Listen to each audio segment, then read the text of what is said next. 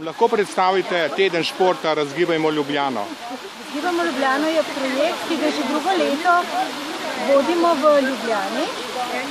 Eden izmed projektov je tudi teden športa, ki je namenjen k aktivnemu vključevanju naših prebivalcev v šport.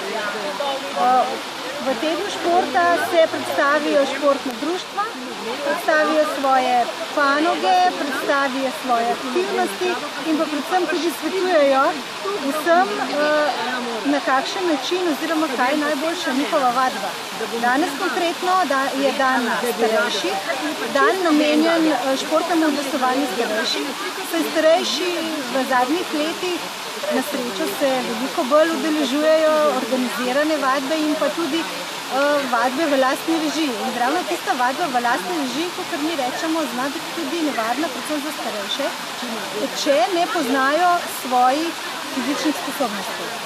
Da tudi na tem mestu bi priporočila, da vsem starejšim, ki se bodo odločili za vadbo, da se odločijo tudi za razne testiranja moči, ravnoteže in podobno. To poteka tukaj na Bregu 2, kje bodo pa ostale prireditve športne še potekale? V bistvu poteka ta teden vse nekako na Bregu, pred hišo športa. Edino petek imamo za mlajše, se pravi za šolarje, mini olimpijado na Kongresnem trgu.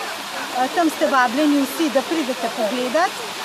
Bo tudi preko 30 športnih društev zraven, tako da se boste pa lahko tudi starejši za karkoli pozanimali.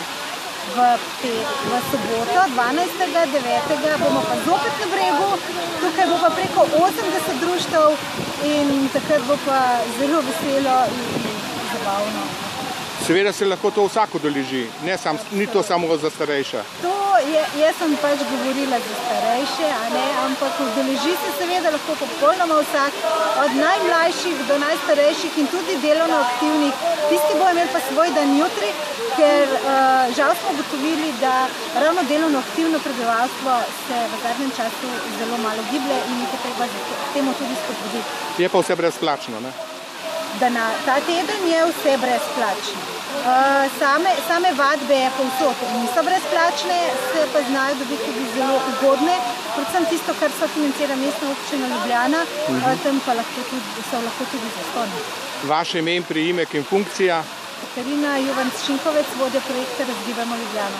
Hvala lepa.